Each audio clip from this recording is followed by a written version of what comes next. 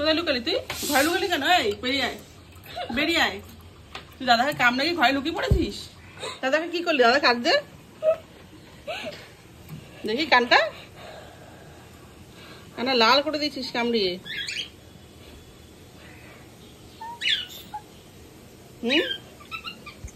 কানটা লাল হয়ে গেছে পুরো কামড়িয়ে। ও দাগ করে দাঁতে দাগ বসিয়ে দিয়েছিস। দাদা কাঁদছে। হ্যাঁ, ঘরকে বলি কেন তুই? ঘরকে বলি কেন? আয় বেরিয়ে আয়, বেরিয়ে আয়, আয় বেরিয়ে আয়।